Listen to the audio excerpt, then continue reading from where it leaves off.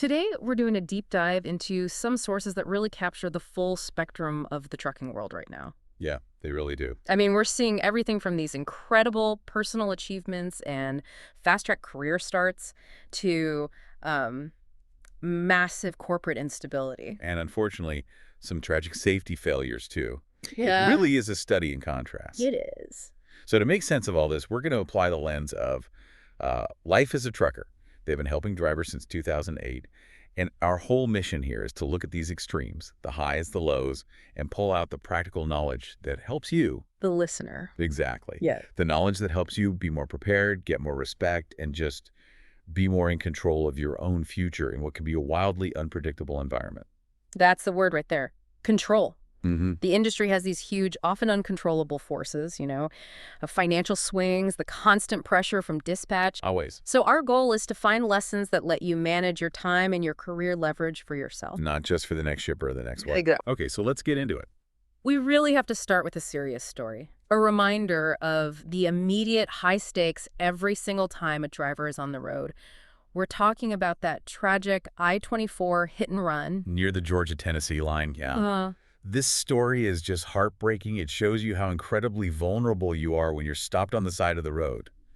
We saw 21-year-old U.S. Airman Demetrius Norwood III, a father, killed while helping his girlfriend change a flat tire. Right around mile marker 2 on I-24 West, his girlfriend was trying to signal traffic with her phone's flashlight, but a semi-truck swerved, hit him, and then just kept going. Fled the scene. That's the part that's just inexcusable. It is. They just kept heading west, and now the authorities are desperately asking for any dash cam footage to identify that truck. You know, it's a tragedy, but there's an immediate, unavoidable lesson here for every driver, both safety and legal. Go on. Stop vehicles are one of the most dangerous situations you can encounter, especially at night.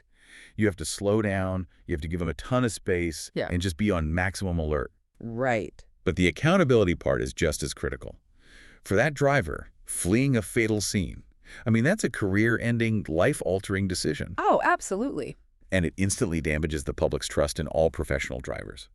We have to remember that dash cam footage is so often the crucial piece that protects the innocent and, well, identifies those who fail to do their duty. Accountability is the key word there. And it applies at the personal level, like on I-24, or at a massive corporate level. Which is a perfect transition. Which brings us to the Yellow Corporation saga, a place where accountability and blame are being argued in court for, what is it, $1.5 billion. That's the number. In November, the U.S. Court of Appeals reinstated Yellow's massive lawsuit against the International Brotherhood of Teamsters, the IBT. So the case is still alive, even with Yellow in bankruptcy. It is, and that's monumental. Okay, so what's Yellow's claim here? Their main argument is that the Teamsters blocked their restructuring plans they say were necessary, and that obstruction is what forced the carrier to collapse. But the Teamsters have a totally different story. A completely different story. They fired back, saying the collapse was because of Yellow's own financial mismanagement, years of crushing debt, and just losing their footing in the market. It sounds like a classic blame game. It is, but we need to step back and look at the financial structure here, because this really affects everyone in freight. How so? Yellow was mainly an LTL carrier less than truckload.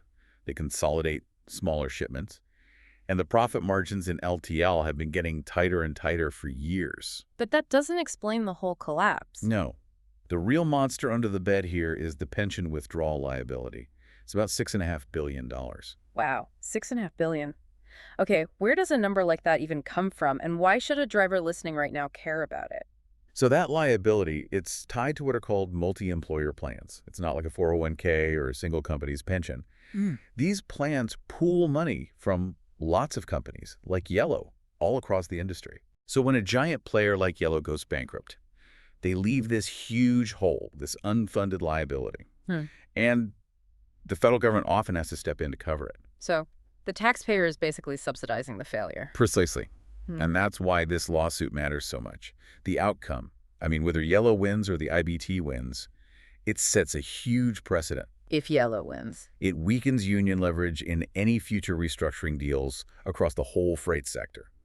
But if the Teamsters win, it proves that even huge unionized carriers aren't immune to just basic economic collapse from bad debt. So either way, things are going to change. Fundamentally.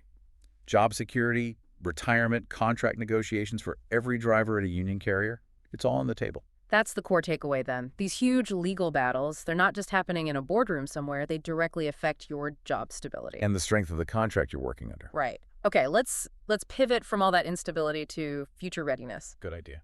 What does preparation even look like now, starting with training? We saw a source about a rapid-fire CDL program at Southeast State College in Minnesota. Yeah, in Winona. Hmm.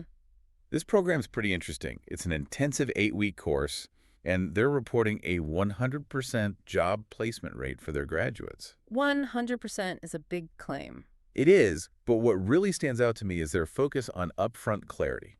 What do you mean by clarity? They're not just selling a dream. Exactly that. They hold these open house events where people who are thinking about signing up can get a real taste of trucking. So they get in the cab. They do ride-alongs in actual semis. They feel the scale of the vehicle, they can ask the instructors the tough questions, and really understand what life in a cab is like before they spend the time and the money. That sounds smart. It's great for making an informed decision. Okay, but let me just challenge that 100% placement stat for a second. An 8-week course sounds incredibly intense. It is. Is that placement rate because the graduates are just that good, or is it because the industry is just desperate for warm bodies? Can the average person really sustain that pace? That's absolutely the right question to be asking. And look, the 100% placement is real, but you have to consider the grit factor. The grit factor. Yeah. I mean, absorbing all the road laws, mastering backing, doing pre-trips, understanding hours of service rules, doing all that in 2 months is like drinking from a fire hose. So it filters people out. It absolutely does. Right. It filters out anyone who can't handle that kind of high-pressure learning. So yes, the demand is huge, but the person who graduates has also proven they can focus and commit, and that's valuable. Speaking of high-pressure change, let's talk about Mars Auto. Oh yeah, the autonomous push. They've already logged over 1 million miles in South Korea, and now they're targeting U.S. highway deployment by 2027. Which is right around the corner. It's coming up fast. Mars Auto is a huge technological shift. Their whole model is vision-based and mapless. Okay, that's a key distinction. What does that mean? Well, a lot of their competitors rely on expensive LiDAR and these really detailed HE digital maps that are costly to update. Mars Auto uses cheaper cameras and sensors, and it essentially learns the road in real time, kind of like a human driver does. That sounds like it could be a cost revolution for fleets. It could be. So what are the big upsides and the big risks here? The upside is twofold. One, it could provide significant relief for the chronic driver shortage. Two, a lower cost per mile for carriers because the hardware is cheaper. And they're starting in Texas, right? Right. They chose Texas because of the regulatory climate there and just the sheer scale of the state. It's perfect for testing long-haul autonomy. And the risk. The risk for the driver who's in the cab right now. The job description changes pretty much overnight. So jobs won't just vanish by 2027. It's highly unlikely they'll vanish entirely. But the role shifts. It goes from operator to monitor. Some people in the industry call it a systems checker. A systems checker. Your job becomes making sure the fleet is up, handling maintenance, troubleshooting the AI, and dealing with that complex last-mile delivery. So adaptation isn't just a bonus skill. It's the ultimate job security. Now, the regulatory hurdles are still massive, and one big accident could derail the whole timeline. But the tech is coming. Adaptation is key. Yeah. Okay, moving from adapting to tech to adapting public perception. Let's talk about two drivers who are changing the industry's image. Demetrius Hastings and Miguel Sanchez. Hastings, yeah. Two incredible UPS drivers from Jacksonville. Both with 7 years of experience, and they were selected for the Florida Road Team. They're essentially FTA ambassadors, and they were picked not just for their driving, but for their outstanding safety records, their leadership, and just positive representation. It's like driver diplomacy. It really is. These ambassadors, they go to schools, they speak to civic groups, and they help completely flip the script. Instead of being seen as the obstacle on the road, they show the public that professional drivers are highly skilled safety experts who literally keep the American economy moving. It highlights that a clean CDL and a good reputation are assets. They actively open doors for you outside of the cab. That reputation builds trust. But, you know, this whole segment on awareness has to also touch on a tougher truth. Right, that mobility and volume can also attract exploitation. Exactly. We have sources talking about the FBI's focus on major interstates, like I-40, that have been exploited by human trafficking networks and even serial killers. This led to the FBI's Highway Serial Killings Initiative, which started way back in 2009. Yeah. And we have to be crystal clear here. The overwhelming vast majority of truckers are law-abiding professionals. Full stop. Of course. However, the nature of the job, the mobility, the anonymity at huge truck stops, moving across jurisdictions, it does make these corridors attractive to criminals. It's Right. just a fact of the road. So how do you frame that in a way that empowers the listener instead of just scaring them? By understanding that heightened awareness is part of being a professional. Truckers are the eyes on the road, the ones who are always there observing. Mm-hmm. You can be part of the solution by recognizing the signs of something wrong trafficking, unusual activity, and working with safety initiatives. It's about leveraging your presence for good. Which brings us right back to our core focus.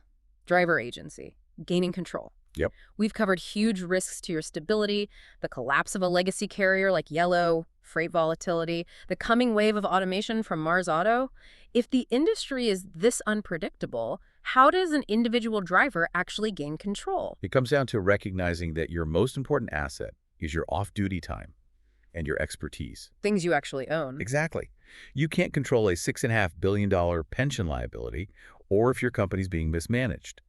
The solution is to build financial shield walls, Meaning? meaning you create secondary, recurring streams of income that are portable and totally independent of the freight market. So instead of just waiting for the next load or the next contract negotiation. You use that downtime to build a future you control. And you're saying drivers already have the knowledge to do this. They have immense practical knowledge. Logistics, maintenance, safety, supply chains. And tools like AI aren't some magic button for income. They're efficiency multipliers. So they help you leverage what you already know. Precisely.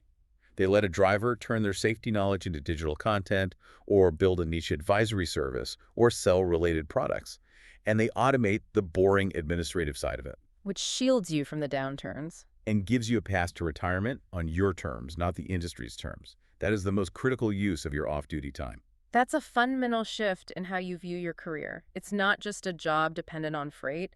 It's a platform to build your own independent wealth. That's it. We've covered some serious ground today. The immediate accountability on I-24, the huge stability issues with carriers like Yellow, future readiness for tech like Mars Auto. And the importance of your professional image and your personal awareness. So we'll leave our listeners with this. Here's the provocative thought for you to explore. If industry stability and your job security are constantly being challenged by forces you can't control, financial collapse, automation, volatile rates, how quickly can you master a portable off-duty skill? A skill that makes your financial security dependent on your hustle. Not just the next load or the next contract negotiation. Use your downtime. Gain that leverage. An essential challenge for every professional driver today. Thank you for sharing your sources and letting us take this deep dive with you. Always a pleasure. We'll catch you on the next haul.